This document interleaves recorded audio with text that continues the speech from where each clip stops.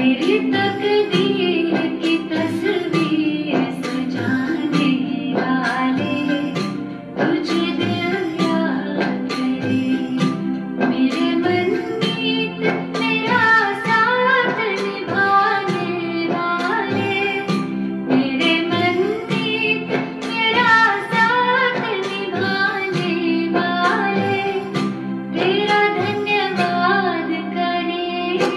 मेरी तकदीर की तस्वीर सजाने वाले तुझे दिल याद करे, तुझे दिल याद करे, तुझे दिल याद।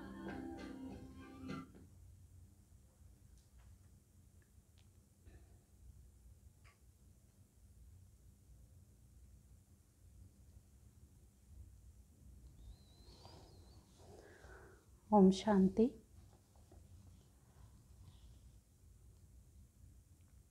कितना सुंदर गीत।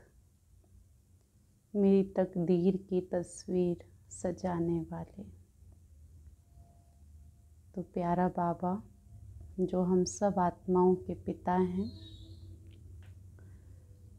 परम पिता परमात्मा शिव त्रिमूर्ति भगवानुवाच, आज के महावाक्य 19 तारीख की आज की बाबा की मुरली है। बाबा ने कहा, मीठे बच्चे तुम्हें अभी बहुत बहुत साधारण रहना है।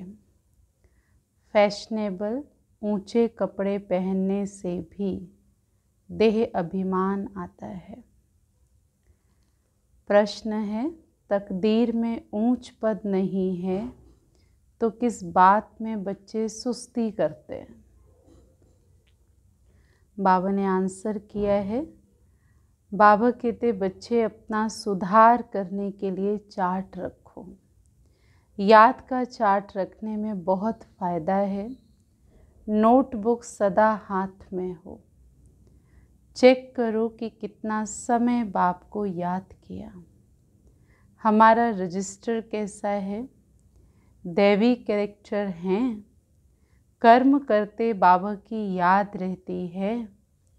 याद से ही कट उतरेगी, ऊंच तकदीर बनेगी। आज का गीत है, भोलेनाथ से निराला कोई और नहीं और बिगड़ी को बनाने वाला कोई और नहीं। ओम शांति।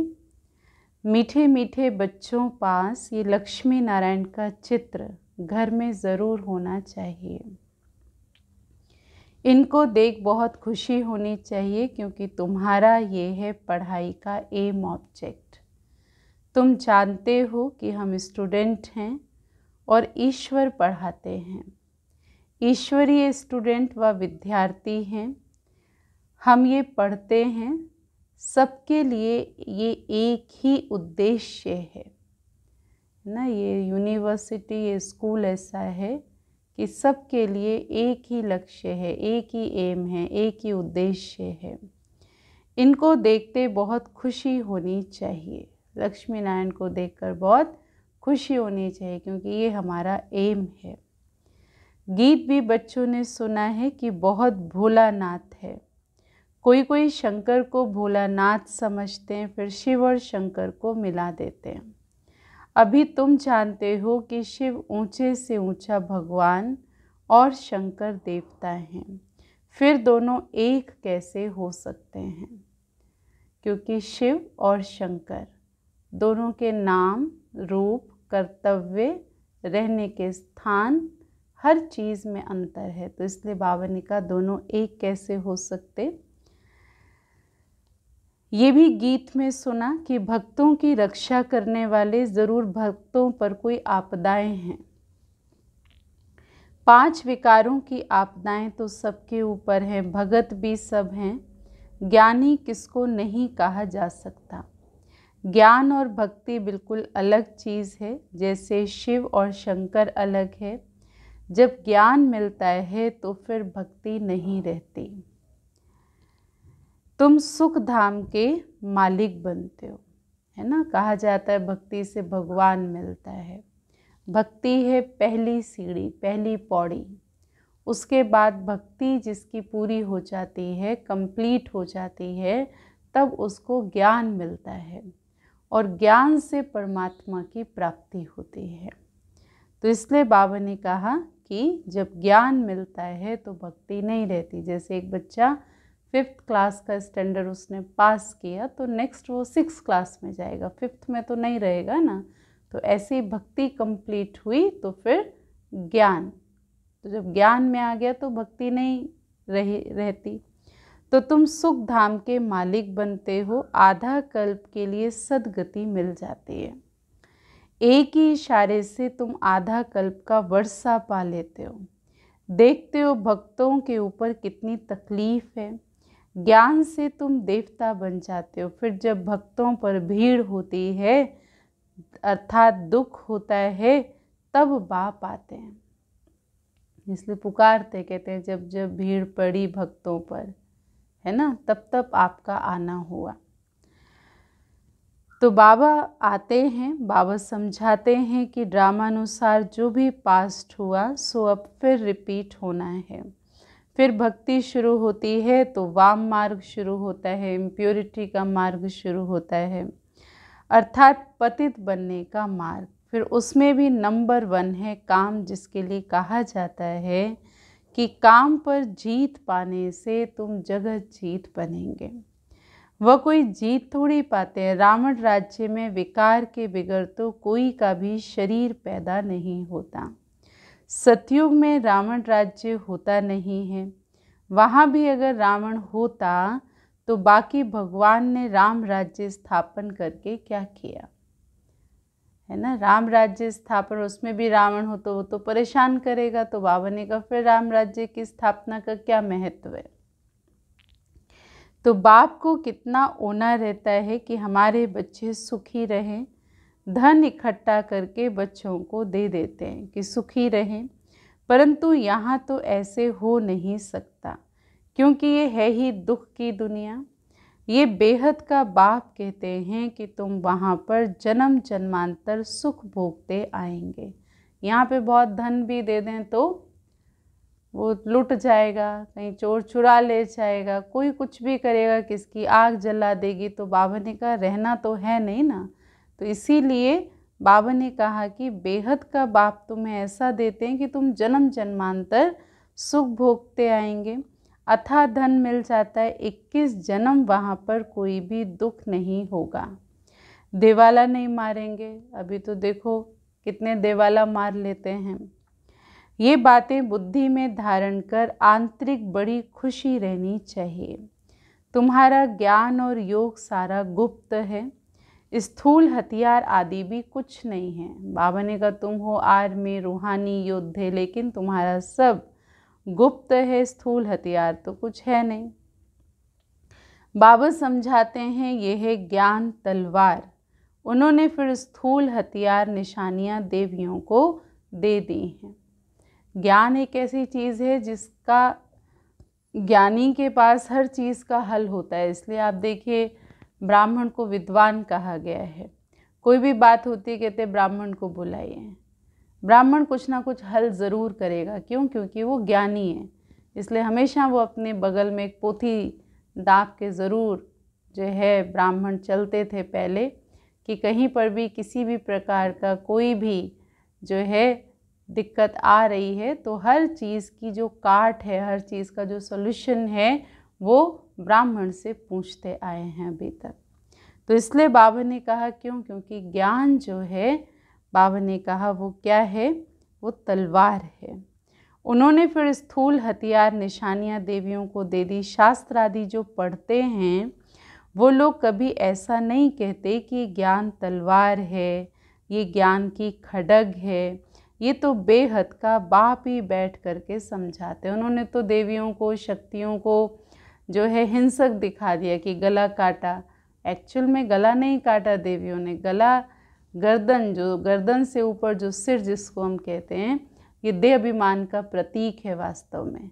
इसीलिए रावण को सिर दिखाए जाते हैं क्योंकि देह अभिमान का प्रतीक है, और देवियों को भुजाएं दिखाई जाती हैं अनेक, वो सहयोगी का प्रतीक हैं। तो इसीलिए क्योंकि देवियों ने देह अभिमान को ख़त्म किया तो लोगों ने उसको क्या दिखा दिया कि असुरों का गला काटा। बाकी देवियाँ कभी ऐसी हिंसा नहीं करते हैं। तो इसलिए बाबा ने कहा कि ये तो ज्ञान तलवार है, ज्ञान का खड़क है। ये बेहद का बाप ही बैठ के समझाते हैं। वो समझते हैं शक्ति सेना ने जीत पाई है, तो ज़रूर कोई हथियार होगा। बाप आकर ये सब भूलें बताते हैं। ये तुम्हारी बात बहुत ढेर मनुष्य सुनेंगे। विद्वान आदि भी एक दिन आएंगे। बेहद का बाप है ना, सबका पिता है, कोई एक दो की बात नहीं है। इसीलिए कुछ अभी आए हैं, बाबा ने कहा फिर लास्ट तक सब अपने पिता से एक बार तो मिलने ज़रूर आएंगे। तो बाबा कहते हैं बच्चे, तुम बच्चों को श्रीमत पर चलने में ही कल्याण है, तब देह अभिमान टूटेगा। इसीलिए साहूकार लोग आते नहीं हैं। बाबा कहते हैं देह अहंकार को छोड़ो। अच्छे कपड़े आदि का भी नशा रहता है। बाबा ने कहा तुम अभी वन बहा में हो, बहुत अच्छा ऊंचा कपड़ा पहनते हैं, बहुत अच्छी ऊंची महंगी चीज़ पहनते हैं, तो बुद्धि उसमें जाती है। इसलिए बाबा ने कहा कि बच्चे ज़्यादा अच्छे कपड़े पहनने से नशा रहता है। अभी तो तुम वनवाह में हो, साधारण रहना है। वनवाह कहा जाता है जब किसी कन्या का विवाह होता है तो विवाह से पहले जो तेल आदि की रस्म होती है, जबकि उसको पुराने कपड़े पहनाए जाते हैं, और उसके बाद फिर उसका जब शादी होती है तो श्रृंगार किया जाता है। तो उससे पहले का जो समय है जबकि वो पुराने कपड़े पहनती है, उसको हल्दी तेल आदि सब लगाते हैं, तो बाबा ने कहा वो समय वनवाह का होता है। तो बाबा ने कहा वनवाह का मतलब है अभी तुमको साधारण रहना है। तो अभी जाते हो ससुर घर में, थोड़ा समय साधारण, क्योंकि पर वो साधारण रूप से रहना कोई परेशानी वाली बात नहीं है, क्योंकि पता है कि अभी ससुर घर जाएंगे, तो ससुर घर जाएंगे तो श्रृंगार करेंगे। वहाँ पर स्थूल श्रृंगार है, ये आत्मा का श्रृंगार है यहाँ पर। और ससुर घर का मतलब सतयुग है। वहाँ तुमको बहुत जेवर पहनाएंगे, यहाँ ऊंचे कपड़े नहीं पहनने हैं।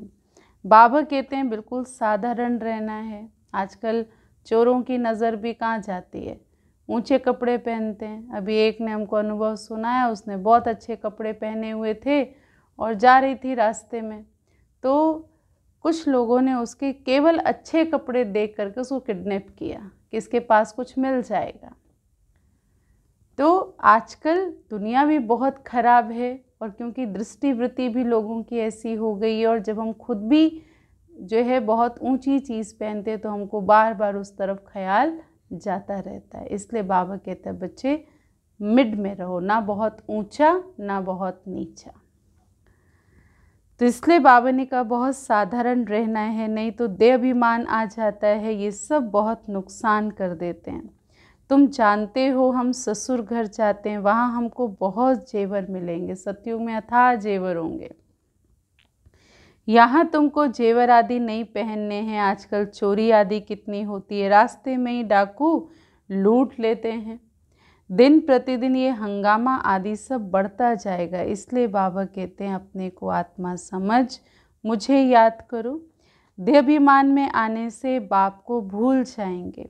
ये मेहनत अभी ही मिलती है, फिर कभी भक्ति मार्ग में ये मेहनत नहीं मिलती। माना ये मेहनत करने का कि नॉलेज भी नहीं होगी। अभी तुम संगम पर हो, तुम जानते हो बाप आते हैं पुरुषोत्तम संगम युग पर। फिर लड़ाई भी ज़रूर होगी, भगवान अकेला नहीं आता। भगवान ने कहा जब मैं आता हूँ तो मेरे साथ महाकाल भी आता है, परिवर्तन आता है, तो लड़ाई भी ज़रूर लगेगी। एटम बॉम्ब्स आदि खूब बनाते रहते हैं, कितना भी माथा मारो कि ये बंद हो जाए, परंतु ऐसा नहीं हो सकता। ड्रामा में नोंद है, समझाने से भी समझेंगे नहीं। मौत होना ही है तो बंद कैसे होगा। समझते भी हैं तो भी बंद नहीं करेंगे, है ना, क्योंकि सेफ्टी तो चाहिए ना। चलिए हम एक देश बंद कर दे, ना बनाए, तो दूसरे के पास रखे हैं बहुत सारे, तो इसलिए सेफ्टी पर्पज़ से भी बनाने पड़ते हैं। तो बाबा ने कहा समझते भी हैं तो भी बंद नहीं करेंगे। ड्रामा में नूंद है, यादवों और कौरवों को खलास होना ही है। यादव हैं यूरोपवासी, उन्हों का है साइंस का घमंड जिससे विनाश होता है। फिर जीत होती है साइलेंस घमंड की, है ना। साइलेंस घमंड माना, यहाँ पर घमंड जो शब्द यूज़ किया है बाबा ने वो शांति स्वरूप की स्थिति को बाबा ने यहाँ पर दर्शाया है। तो बाबा ने कहा कि तुमको शांति घमंड में रहना है, अर्थात शांत स्वरूप रहना सिखाया जाता है। बाप को याद करो, डेड साइलेंस, जैसे डेड साइलेंस हो जाती है, देह को भूल गए, मैं आत्मा हूँ। तो हम आत्मा शरीर से न्यारी है। शरीर छोड़ने के लिए जैसे हम पुरुषार्थ करते हैं, ऐसे कभी कोई शरीर छोड़ने के लिए पुरुषार्थ करते हैं क्या? सारी दुनिया ढूंढ करके आओ, कोई है जो बोले कि हे आत्मा अब तुमको शरीर छोड़ जाना है, पवित्र बनो, नहीं तो फिर सज़ा खानी पड़े, है ना। हम शरीर को छोड़ने का मतलब है कि बार बार इस देह से डिटैच होना, सोल कॉन्शियस में रहना, बॉडी कॉन्शियस से अलग हटना। तो ये तो अभ्यास हम रोज़ करते हैं। तो बाबा ने कहा कि देखो कोई है जो बोले कि हे आत्मा अब तुमको शरीर छोड़कर घर जाना है तो पवित्र बनो, नहीं तो फिर सज़ा खानी पड़ेगी। अब सज़ा कौन खिलाते हैं, सज़ा कौन खाते हैं? आत्मा। उस समय साक्षात्कार होता है, तुमने ये पाप किए हैं तो खाओ सज़ा। उस समय फील होता है जैसे जन्म जन्मांतर की सज़ा मिलती है, इतना दुख भोगना, बाकी सुख का बैलेंस क्या रहा। बाबा कहते हैं कभी भी कोई पाप कर्म नहीं करो, है ना। अपना रजिस्टर रखो। हर एक स्कूल में चाल चलन का रजिस्टर रखते हैं ना। एजुकेशन मिनिस्टर भी कहेंगे कि भारत का कैरेक्टर ठीक नहीं है, बोलो हम इन जैसे कैरेक्टर्स बनाते हैं, है ना। धीरे धीरे कलयुग तक आते आते क्या हुआ, कैरेक्टर्स खराब होते चले गए। तो बाबा ने कहा कि देखो अभी तुम बता सकते हो कि हमको एम मिला है, लक्ष्य मिला है कि हमको ऐसे कैरेक्टर बनाने हैं, कैसे, लक्ष्मी नारायण जैसे। इसीलिए कहते हैं नर ऐसी करनी करे जो श्री नारायण बन जाए, नारी ऐसी करनी करे जो श्री लक्ष्मी सम बन जाए। तो बोलो हम इन लक्ष्मी नारायण जैसे कैरेक्टर बनाते हैं। लक्ष्मी नारायण का चित्र तो साथ में होना चाहिए, चाहे छोटा हो या बड़ा हो, पर थोड़ा होना चाहिए। यह है एम ऑब्जेक्ट। हम ऐसे बनते हैं। आदि सनातन देवी देवता धर्म की हम स्थापना कर रहे हैं श्रीमत पर। स्थूल रूप से चित्र रखने की बात तो ठीक है, लेकिन सूक्ष्म में भी, बुद्धि में ये बात अपनी एम ऑब्जेक्ट होनी चाहिए। जैसे कोई बच्चा यूनिवर्सिटी में जाता है, पढ़ाई पढ़ता है, तो उसको अगर डॉक्टर बनना है, इंजीनियर बनना है, तो उसकी बुद्धि में ये रहता है कि मुझे ये बनना है। तो ऐसे ही बाबा ने कहा एम तुम्हारी बुद्धि में भी होनी चाहिए। यहाँ चाल चलन को सुधारा जाता है, ये एम ऑब्जेक्ट है। आदि सनातन देवी देवता धर्म की हम स्थापना करते हैं श्रीमत पर। बाबा कहते तुम्हारी यहाँ कचहरी भी होती है। सब सेंटर्स पर बच्चों को कचहरी करनी चाहिए। रोज़ बोलो चार्ट रखो तो सुधार होगा। आपस में बैठ करके कचहरी करनी चाहिए। किसकी तकदीर में नहीं है तो फिर सुस्ती कर लेते हैं, चार्ट नहीं रखते हैं। बाबा ने कहा चार्ट रखना बड़ा अच्छा है। कितना हमने बाबा को याद किया, कितनी कमाई की, ज्ञान योग धारणा की क्या परसेंटेज रही, कर्म कैसे श्रेष्ठ रहे। बाबा ने कहा ये सब चार्ट रखना बहुत अच्छा है। तुम जानते हो कि हम इस 84 के चक्र को जानने से ही चक्रवर्ती राजा बन जाते हैं। कितना सहज है। और फिर पवित्र भी बनना है। याद की यात्रा का चार्ट रखो, इसमें तुमको बहुत फ़ायदा है। नोटबुक नहीं निकाला तो समझो बाबा को याद नहीं किया। नोटबुक तो सदा हाथ में रखो। अपना चार्ट देखो, कितना समय बाप को याद किया है। याद बिगड़ जंक उतर ना सके। कट उतारने के लिए चीज़ को घासलेट में डालते हैं, है ना। किसी पे बहुत जंक लग जाए तो उसको मिट्टी के तेल में घासलेट में डालते हैं। कर्म करते हुए भी बाप को याद करना है तो पुरुषार्थ का फल मिल जाएगा। मेहनत है ना, ऐसे थोड़ी ताज रख देंगे सिर पर, थोड़ी तो मेहनत करनी पड़ेगी। राजा बनने के लिए तो आज की दुनिया में छोटा सा भी कोई पद पाना हो तो कितनी मेहनत है। बाबा ने कहा तुम तो क्या बनने वाले हो सोचो। तो ताज सिर पर बाबा रखे तो उसके पहले लायक भी तो बनना है ना खुद को। बाबा इतना ऊंच पद देते हैं तो कुछ तो मेहनत करनी है। इसमें हाथ पांव आदि कुछ भी नहीं चलाने हैं। मेहनत का मतलब ये नहीं कि कोई हमें हाथ पांव चलाने की बात है, ये मेहनत है मन की। तो इसलिए बाबा कहते हैं बच्चे पढ़ाई तो बिल्कुल सहज है, बुद्धि में है शिव बाबा से ब्रह्मा द्वारा हम ये वर्षा हम ये बन रहे हैं। कहाँ भी जाते हो तो बैच पड़ा रहे, बोलो वास्तव में कोट ऑफ आर्म्स तो ये है।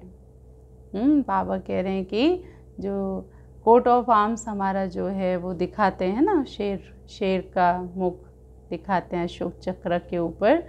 शिव बाबा ने बताया वास्तव में कोट ऑफ आर्म्स तो ये, इसको रखना चाहिए। तो समझाने की बड़ी रॉयल्टी चाहिए, बहुत मीठापन से समझाना है। कोट ऑफ आर्म्स पर भी समझाना है। प्रीत बुद्धि और विपरीत बुद्धि किसको कहा जाता है? तुम बाप को जानते हो, लौकिक बाप को तो गॉड नहीं कहेंगे।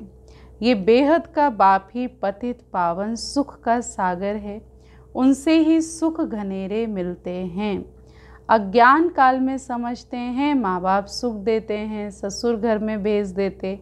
अब तुम्हारा है बेहद का ससुर घर, वह है हद का, वो माँ बाप करके 5-7 लाख करोड़ दे देंगे।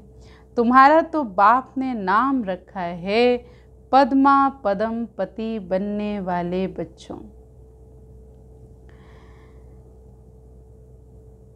वहाँ तो पैसे की बात ही नहीं है, सब कुछ मिल जाता है। बड़े अच्छे अच्छे महल होते हैं, जन्म जन्मांतर के लिए तुमको महल मिलते हैं। सुदामा का मिसाल है ना, चावल मुट्ठी सुना है तो यहाँ भी वो ले आते हैं। बात है भावना की। तो बाबा ने कहा कि देखो जब अब चावल रूखा थोड़ी खाएंगे तो उसके साथ कुछ मसाले आदि भी ले आते हैं, कितना प्रेम से ले आते हैं। सफली करते हैं ना बाबा के यज्ञ में, बाबा के घर को चलाने के लिए सहयोगी सब परिवार के ही बच्चे बनते हैं जो शिव बाबा को पहचान लेते हैं, है ना। हम सब मिल कर के ईश्वरीय कार्य को आगे बढ़ा रहे। तो बाबा के तुम जो मदद देते हो, तुम जो इस कार्य में मददगार बनते हो, तो बाबा ने कहा कि उससे क्या मिल जाता है? तो बाबा ने कहा उससे बहुत जन्म जन्मांतर के लिए प्राप्ति होती है। तो बाबा कहते देखो कितना प्रेम से ले आते हैं। बात चीज़ की नहीं है लेकिन बात प्रेम की है, भावना की है। जैसे सुदामा मुट्ठी भर चावल लेकर के गया था, उसके घर में वही था, लेकिन वो जिस प्रेम से लेकर के गया उस प्रेम की वैल्यू है और उसी के बदले उसको महल मिले। तो बाबा शिव बाबा भी यहाँ पर कहते हैं कितना प्रेम से बच्चे ले आते हैं। बाबा तो हमको जन्म जन्मांतर के लिए देंगे, इसीलिए कहा जाता है दाता। हम करते हैं कणा और वो देता है घना, ढेर सारा। भक्ति मार्ग में तुम ईश्वर अर्थ देते हो तो अल्पकाल के लिए दूसरे जन्म में मिल जाता। कोई गरीबों को देते हैं, कॉलेज बनाते हैं तो दूसरे जन्म में पढ़ाई का दान मिल जाता है। धर्मशाला बनाते हैं तो मकान मिलता है, क्योंकि धर्मशाला में बहुत आकर के सुख पाते हैं।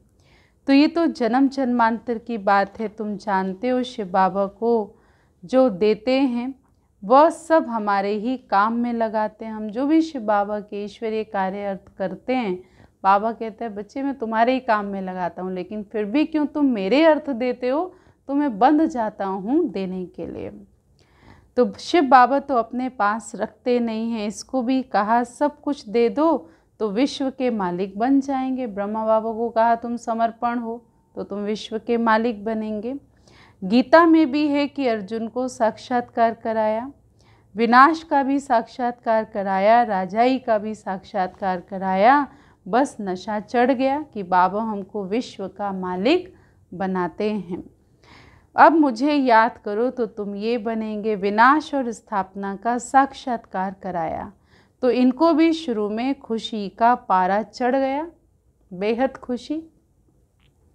ड्रामा में ये पार्ट था, है ना, ये उस आत्मा का पार्ट था। उस एक का पार्ट ना मिले दूसरे से, एक जैसा पार्ट किसी दूसरे का नहीं हो सकता, उस आत्मा का पार्ट था।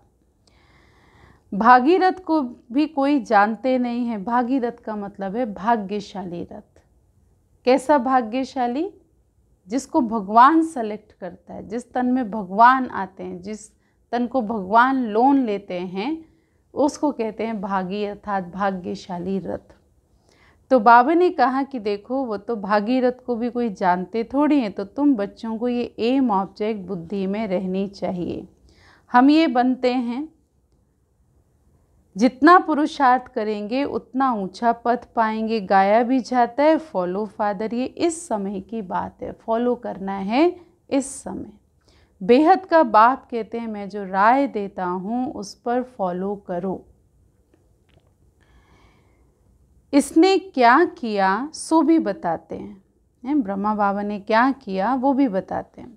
अच्छा, उनको सौदागर, रत्नागर, जादूगर भी कहते हैं ना शिव बाबा को। अब बाबा ने अचानक ही सब कुछ छोड़ दिया, ये ब्रह्मा बाबा की बात हो रही है। पहले उन रत्नों का जौहरी था, अब अविनाशी ज्ञान रत्नों का जौहरी बना। हेल को हेवन बनाना कितना बड़ा जादू है, ये जादू शिव बाबा करते हैं। फिर सौदागर भी है, सौदा भी बड़ा ज़बरदस्त है। सौदा क्या है? बाबा क्या हमसे लेता और क्या हमको देता है। देखो सारी किचड़ पट्टी ले करके सब कुछ नया भगवान हमको देता है। तो बाबा कहते फिर सौदागर भी हूँ। बच्चों को कितना अच्छा सौदा देते हैं, कखपन चावल मुट्ठी ले करके महल दे देते हैं।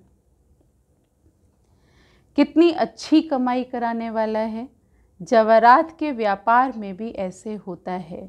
कोई अमेरिकन ग्राहक आता है तो उनसे 100 की चीज़ का 500 1000 भी ले लेंगे, उनसे तो बहुत पैसे लेते हैं। तुम्हारे पास तो सबसे पुरानी चीज़ है प्राचीन योग, भारत का प्राचीन योग। कौन सा योग? राजयोग। तो तुमको भोलानाथ बाप मिला है, कितना भोला है।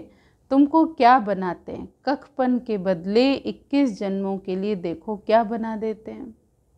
संकल्प में भी नहीं था, सोच भी नहीं सकते थे, बाबा वो बनाता है। मनुष्यों को कुछ भी पता नहीं है। कभी कहेंगे भोलानाथ ने ये दिया, कभी कहेंगे अम्बा ने दिया, गुरु ने दिया। बाबा ने कहा यहाँ तो है पढ़ाई। तुम ईश्वरीय पाठशाला में बैठे हो। ईश्वरीय पाठशाला कहेंगे गीता को। गीता में है भगवानुवाच, परंतु ये किसी को भी पता नहीं कि भगवान किसको कहा जाता है। कोई से भी पूछो परमपिता परमात्मा को जानते हो? बाप है बागवान, तुमको कांटों से फूल बना रहे हैं। उनको गार्डन ऑफ अल्लाह कहते हैं। यूरोपियन लोग भी कहते हैं पैराडाइज। बरोबर भारत परिस्तान था, अभी कब्रिस्तान है। अभी फिर तुम परिस्तान के मालिक बनते हो। बाप आकर सोए हुए को जगाते हैं। कौन सी नींद में सोए हुए? अज्ञान की नींद में सोए हुए। बाबा उससे आकर के जगाते हैं। ये भी तुम जानते हो, नंबरवार पुरुषार्थ अनुसार जो खुद जाग जाते हैं तो दूसरों को भी जगाते हैं। नहीं जगाते तो गोया खुद जागा हुआ नहीं है। तो बाप समझाते हैं इन गीतों आदि की भी ड्रामा में नूंद है। कोई गीत बहुत अच्छे हैं, जब तुम उदास हो जाते हो तो ये गीत बजाओ तो खुशी में आ जाएंगे। इतने सारे शिव बाबा के गीत हैं और इतने अच्छे हैं कि कभी भी अगर थोड़ा भी मायूसी आए, कभी खुशी कम हो, उमंग उत्साह कम हो, अच्छे अच्छे गीत बजाओ तो खुशी में आ जाते हैं। रात के राही थक मत जाना, ये भी अच्छा है। अब रात पूरी होती है। मनुष्य समझते हैं जितना भक्ति करेंगे उतना भगवान जल्दी मिलेगा। हनुमान आदि का साक्षात्कार हुआ तो समझते हैं भगवान मिला। बाबा कहते हैं ये साक्षात्कार आदि सब ड्रामा में नोंद है। जो भावना रखते हैं उसका साक्षात्कार हो जाता है। बाकी साक्षात्कार होना ये भगवान मिलना नहीं है, वो तो किसी देवी देवता का साक्षात्कार हुआ। जिस मूर्ति में भावना रखी उसका साक्षात्कार हुआ। हाँ, कराने वाला शिव बाबा है, कराने वाला स्वयं भगवान है, लेकिन साक्षात्कार उनका होता है उससे, लेकिन प्राप्ति कुछ नहीं होती है, संस्कार परिवर्तन नहीं होता, आत्मा पावन नहीं बनती है, गति सदगति नहीं मिलती है। तो इसलिए बाबा ने कहा ये सब ड्रामा में नोंद है। जो भावना रखते हैं तो साक्षात्कार हो जाता है, बाकी ऐसा कोई होता नहीं है। बाबा ने कहा है ये बैच तो सबको सदैव पड़ा रहे। बाबा ने बहुत अच्छे अच्छे बैच बनवाए हैं, तो बाबा ने कहा ये बैच पड़ा रहे, किस्म किस्म के बनते रहते। ये बहुत अच्छा है समझाने के लिए। किसी को भी बाबा का मैसेज आसानी से दे सकते हैं, उसका भाग्य जगा सकते हैं, उसको भिखारी से अधिकारी बना सकते हैं। ये बैच के अंदर ताकत है। तुम रूहानी मिलिट्री भी हो ना, तो मिलिट्री को हमेशा निशानी रहती है। तो तुम बच्चों को भी ये होने से नशा रहेगा। हम ये बन रहे हैं, हम स्टूडेंट हैं। बाबा हमको मनुष्य से देवता बना रहे हैं। मनुष्य देवताओं की पूजा करते हैं, देवताएं तो देवता की पूजा नहीं करेंगे। जब सभी देवताएं हैं तो वो किसी की पूजा क्यों करेंगे? जब वही साधारण मनुष्य बनते हैं तो देवताओं की पूजा करते हैं। यहाँ मनुष्य देवताओं की पूजा करते हैं क्योंकि वह श्रेष्ठ हैं। देवी देवताएं मनुष्यों से तो श्रेष्ठ है ना। अच्छा, मीठे मीठे सिकिलधे बच्चों प्रति माता पिता बाप दादा का याद प्यार और गुड मॉर्निंग। रूहानी बाप की रूहानी बच्चों को नमस्ते। हम रूहानी बच्चों की रूहानी बाप दादा को नमस्ते नमस्ते नमस्ते। धारणा के लिए सार है, बुद्धि में सदा अपनी एम ऑब्जेक्ट याद रखनी है। लक्ष्मी नारायण का चित्र सदा साथ रहे, छोटा सा भी चित्र साथ में रख सकते हैं। इसी खुशी में रहो कि हम ऐसा बनने के लिए पढ़ रहे हैं। अभी हम हैं गॉडली स्टूडेंट।